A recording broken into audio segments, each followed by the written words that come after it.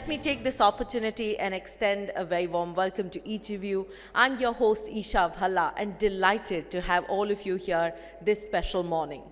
As we look forward to presenting Axis Max Life Insurance presents the 11th edition of the ET Now Insurance Summit, co-powered by HDFC Life Insurance and LIC, with a very spectacular theme, that of ensuring India by 2047, a vision for Viksit Bharat. I'm about to invite on stage a visionary of the industry. May I request all of you to please put your hands together for the visionary, Mr. Prashant Tripathi, Managing Director and Chief Executive Officer of Axis Max Life Insurance. Thank you so very much for your presence, sir. Thank you very much for the opportunity to speak to you this morning. I think the best news is we have vision now. I've been in life insurance industry now for more than 18 years. 16 years of that, we had no vision of where we are headed. Thank you to IRDI and especially Chairman IRDI for bringing this vision. It is very important to have the first step.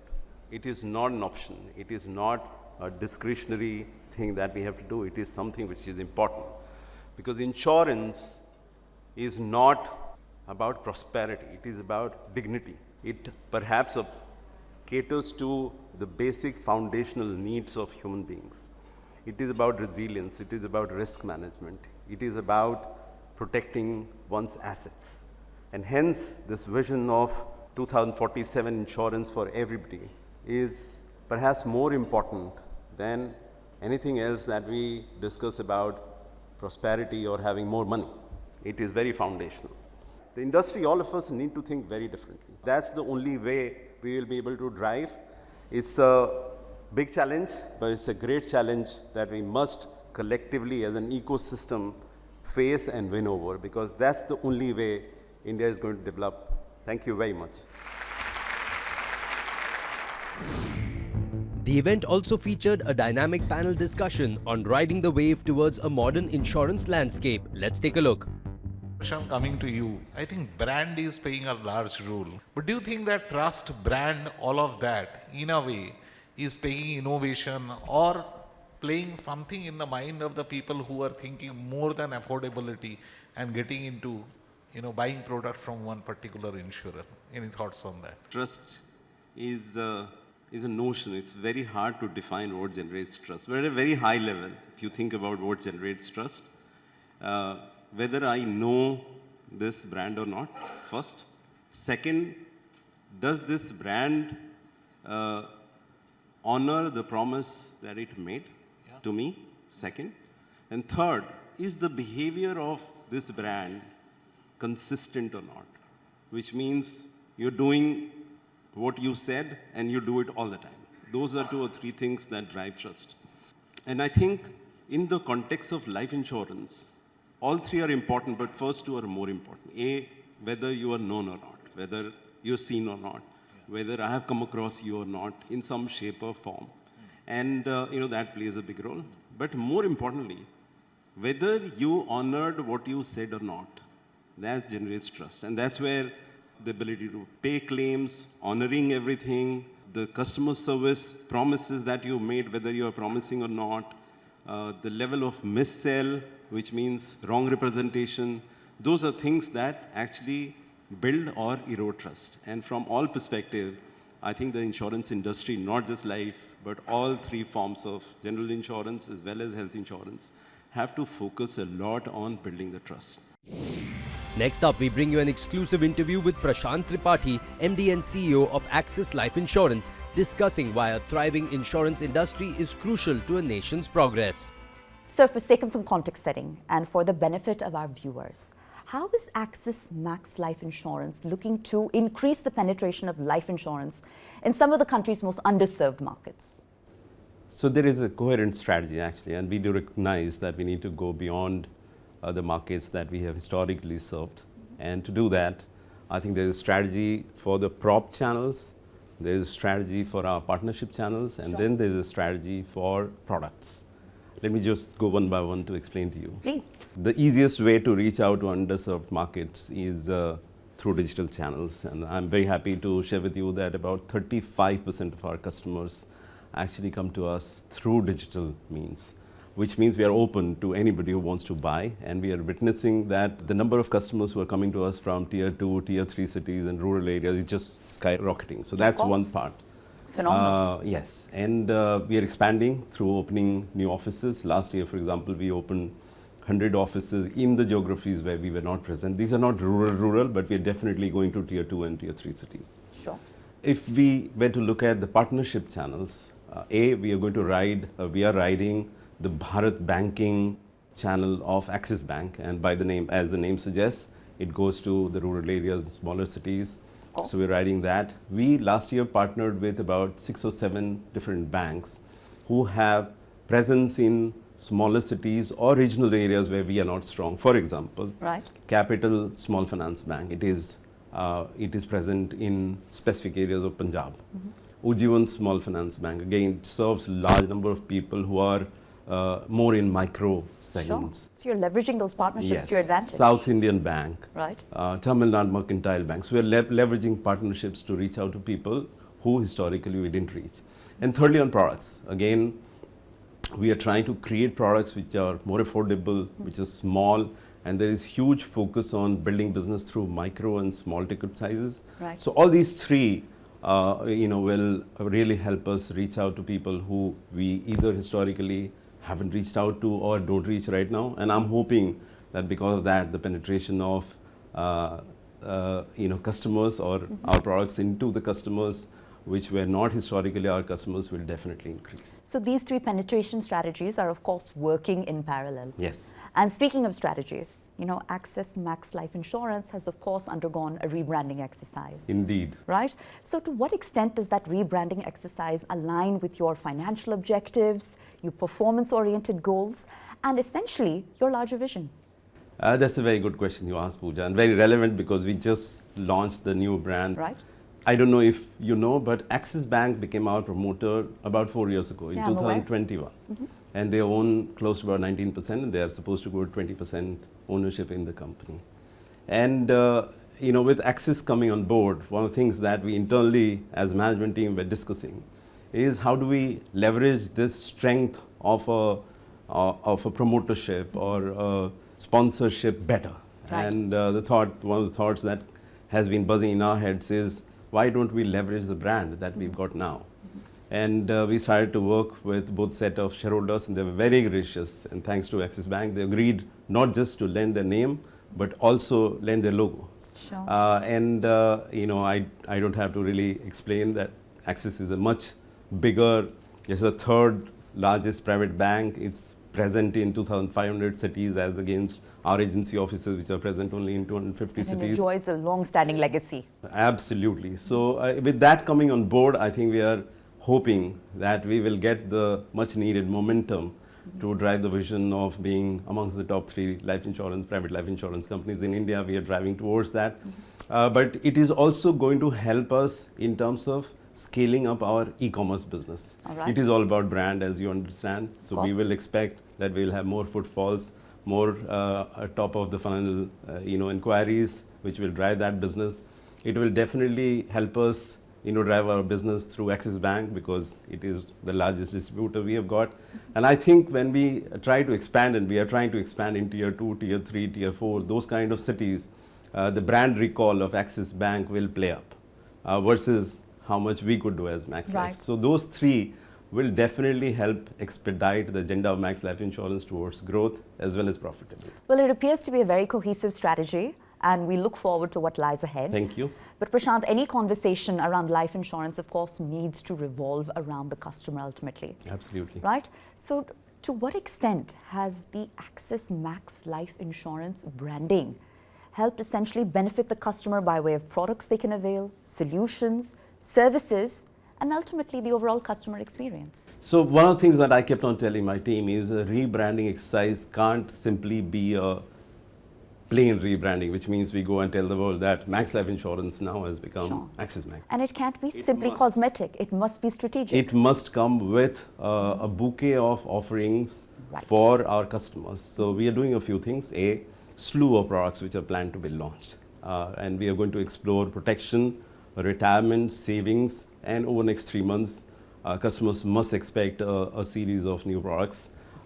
which we are very hopeful of and coming up with designs that will be very attractive, number one. Sure. There are features that we are building in our services. For example, we are planning to come up with something which is 3-hour claim payment. All right. It will be first in the industry.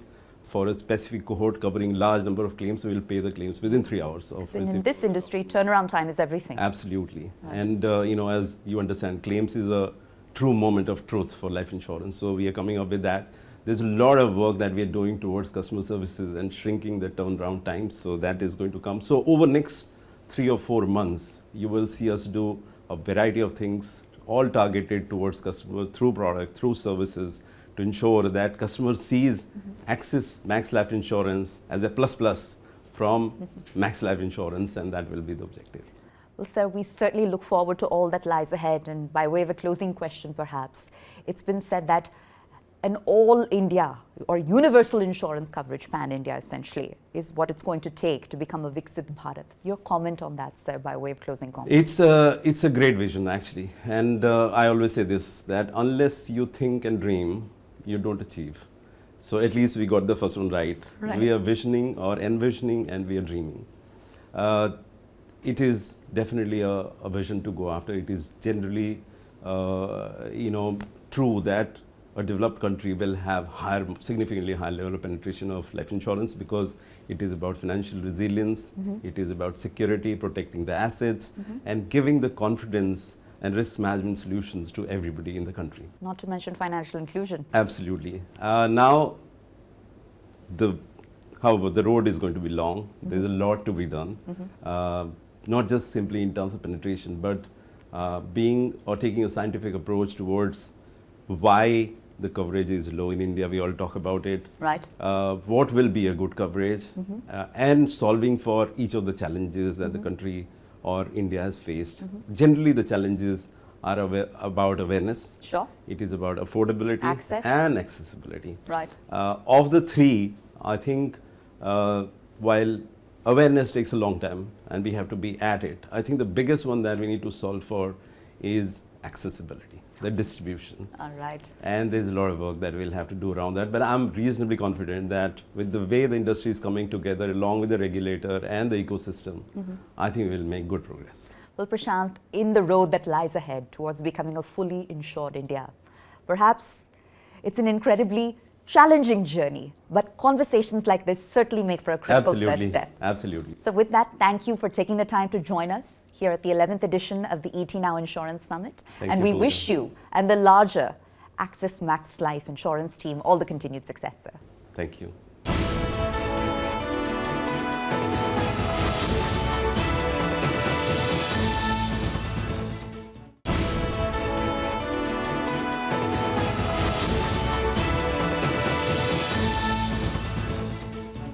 Welcome back. Up next, we bring you an in-depth discussion on why insurance matters, closing the protection gap in a developed India with Tapan Singhel of Bajaj Allianz General Insurance. Let's take a look. See, the biggest issue currently which everyone talks about is penetration, insurance for all, how to really address that. So, the penetration, should we measure it with premium by GDP? Should we look at protection gap? How should we really make it so it's actionable by the insurance industry and we can do something about it? And what should we do about it? I don't think that we should be obsessed about how does the world measure in terms of insurance penetration, or how does the world measure in terms of GDP, and what is, your penetration is 1% and the world is at 4%. I don't think that is the matrices we should be at all worried about. I think we have to put the fact that the insurance industry is very critical for any nation to become progressive. And our obsession should be, if we see any incident happening in which we see the economic loss is much more than the insured loss, and then what has happened to people who could not get compensated, we should be worried about that. And I think that is the story which should come to us in a way to push us towards that kind of level.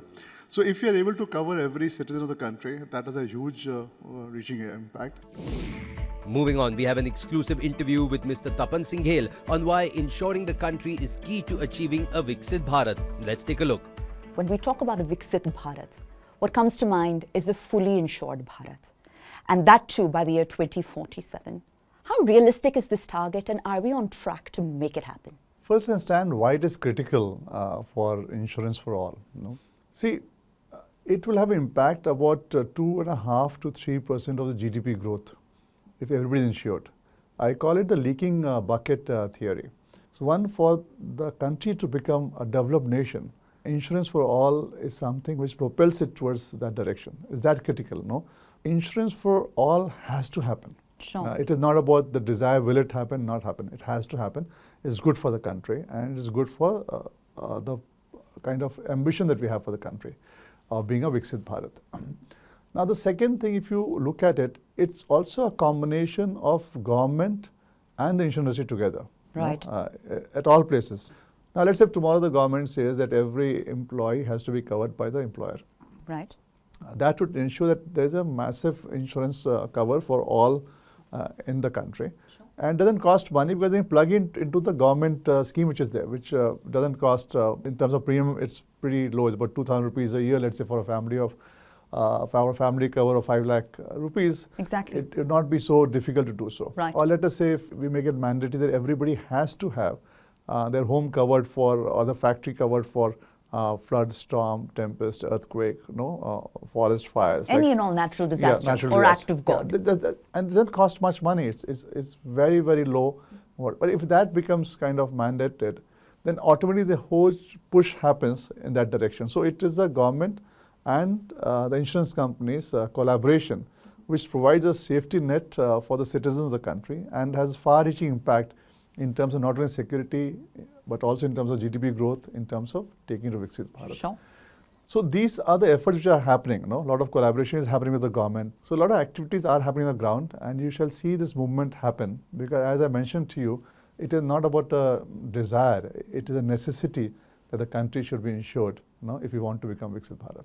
And, if I'm understanding you correctly, sir, the public sector and the private sector truly need to work in tandem to make this mission materialize, right? So switching gears for a moment, the hard fact of the matter remains that insurance penetration rates in this country are hovering around 1%, right? So there seems to be a trust deficit that surrounds the industry. How justified is this, and how do you address it? When you look at 1%, the data which goes on in terms of the insurance penetration, it is to the GDP which people measure. But in our view, that's not the right measurement.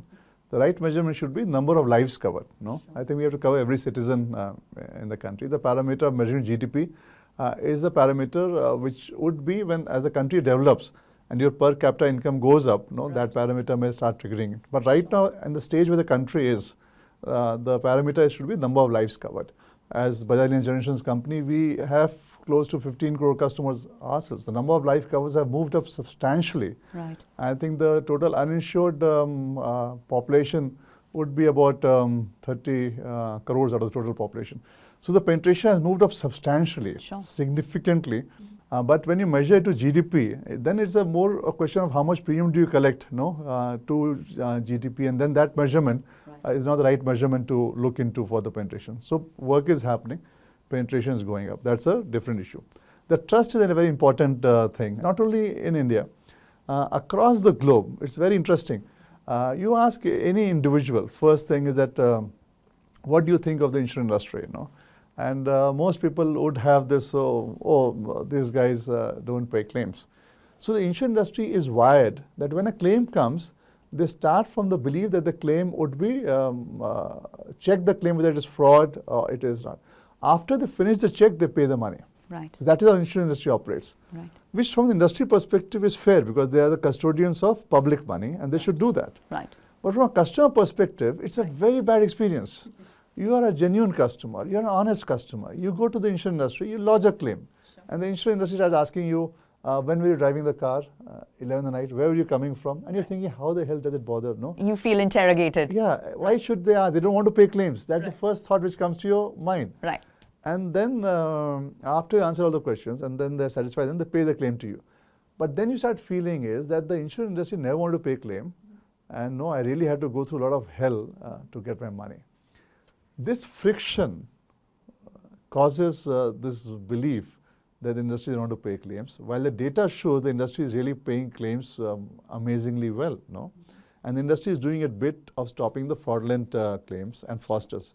You'll be surprised to know insurance industry is subject to the maximum fraud in any industry across the globe. No? It doesn't surprise me. Yeah, so now this is where this conflict comes in. Now what should the industry do? The industry should come out with clear non-friction payment of claims, at the same time have high methodology of identifying frauds at a very early stage. Sure. That's what they should do. If using the data, if using public data, and that's why we're creating Bima Sugam, putting it all together.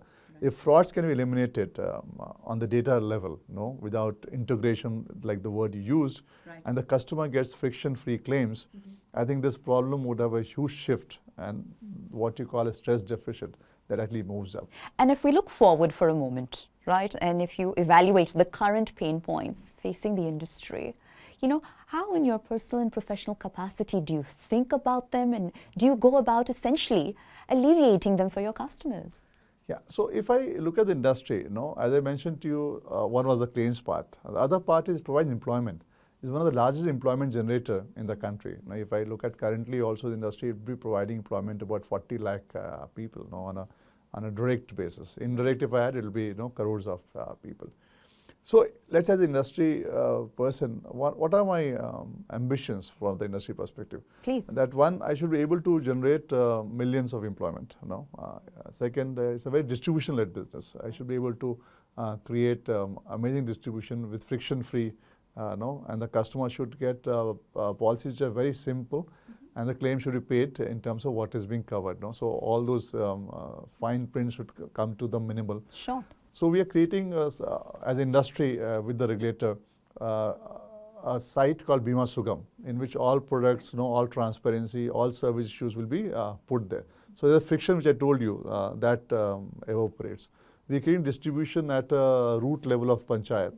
So we provide employment to millions of people, and we are trying to make it women-centric distribution. Sure. So that we are able to, at a panchayat level, provide that employment. And we're trying to come out with product which is a combination of life, health, and the PNC or general insurance together. And the industry is coming together to come out with the same product, and pricing it very reasonably, which is affordable at the mass level. So we have a lot of things already in progress. It's a question of time when you start seeing the impact of it. Also, how to use data to stop frauds. See, the issue is we understand it's public money. It should go in the right hands, Sure. not be siphoned off by smart fraudsters. And at the right time. At the right time.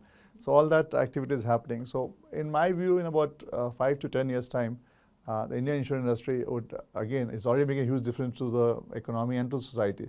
Will actually be moving up to an exponential level.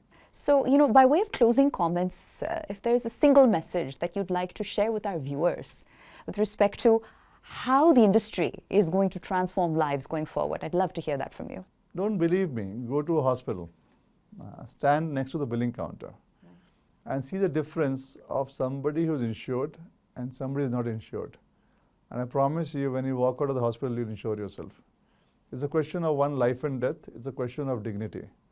And let's say if everything goes well, and God willing it should be, that you should never require the insurance money, but you should always feel happy that your money is being utilized for somebody else's need, and you're making a difference in somebody's life.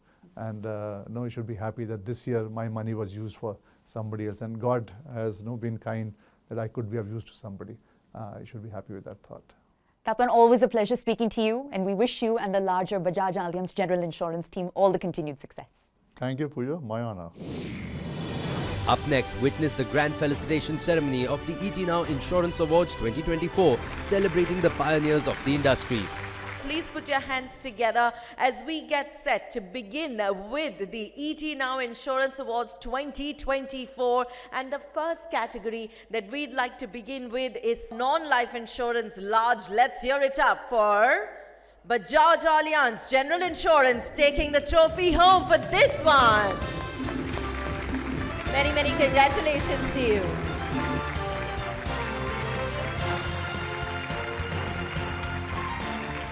The next introduction category will be Swift and Prompt Insurer, and in that the subhead of Life Insurance Large goes to Access Max Life Insurance.